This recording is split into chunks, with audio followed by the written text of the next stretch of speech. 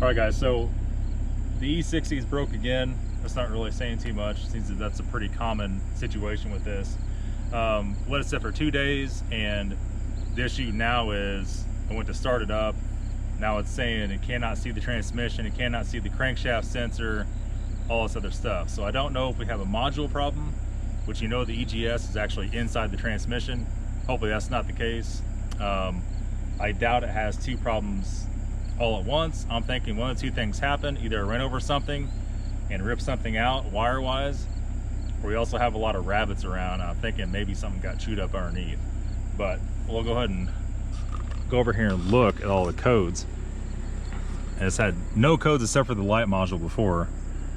Display fault.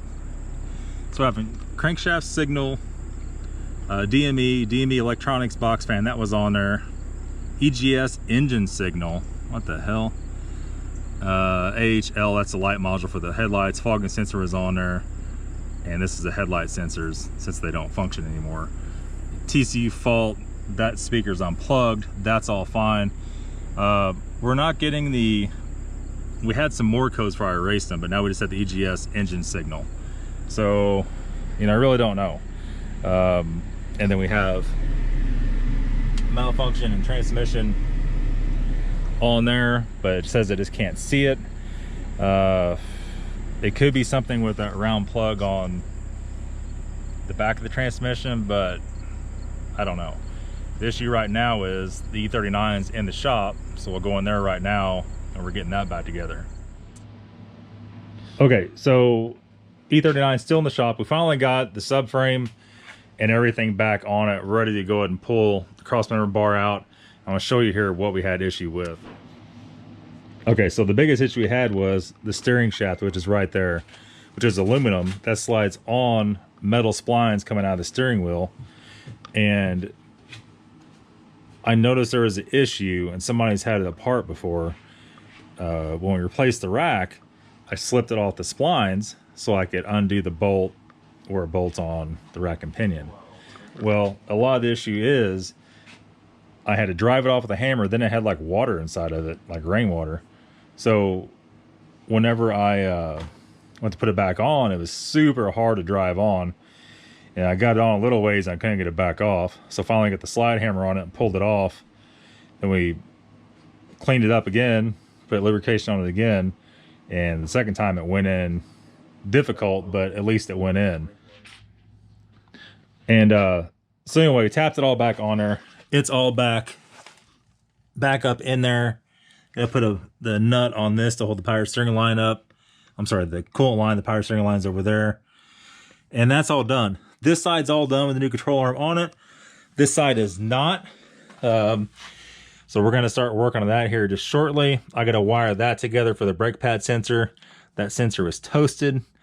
A couple things. I did order new brake pads for this car, new ceramics, and they came in. And of course, 3 pads came into the box. There's a hole in the box and one of the pads is missing. So we don't have brake pads. So I'm just trying to mainly right now get this thing, the wheels back on it. We'll string line it, get it the hell out of the shop, throw the seat back in it because I need to work on the E60. I need to jack it up and check everything out. And we've been driving the E90 pretty heavily, but the E90 is getting a CV axle noise or something in the front. That needs to come here and get worked on, or at least figured out what parts do what. So my objective now is to get this back on. And like I said, the bushing stuck on that. That's easy to fix. We'll drive that off. We have to press that back in the spindle.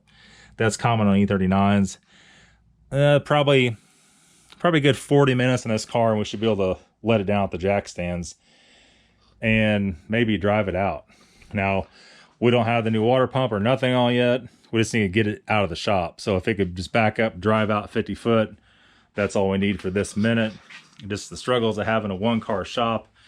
The other shop, we're probably gonna start framing that pretty soon, very soon actually, maybe in the next few days. We'll see how it all works out, but right now we're in a room situation for sure. All right, so we found the issue, and so we had, remember before, no EGS, no crankshaft sensor, and here's what the issue is. A mouse or something chewed the sensor off right flush with the sensor. I jacked it up and I could see underneath of it that there was wires chewed off hanging down. Hopefully this is all the wires chewed up. We're gonna separate this, and I think we can get that out of there. I think that I have another harness in the parts car from when I did this engine swap, and I probably had this connector. Hopefully. All right, so we got the E60 fixed. That was the issue. That fixed the transmission codes, the the crankshaft sensor codes, obviously. I don't know, seriously, if that car had an ECU problem again, I was seriously probably going to sell it. But it wasn't the case. It was a mouse or a rabbit or something chewed that off. So we taped everything up. We soldered it, heat shrinked it. I tried to put electrical tape on all the wires that had colors showing. So whatever is chewing, maybe they wouldn't chew the colored wires up. I don't know. Who knows? Anyway, that's about it. I'm pretty much done. I had to work on all these cars. E90 does need front CV axles. That is what the problem is. They are OEM axles that are in it. They just have a lot of play in them. 155,000 miles, I guess. They're shot. Making noise and let off the accelerator on the highway. Same as the E60 did. Order those. We'll get those in right away. That's it, guys. Thanks for watching. Have a good day.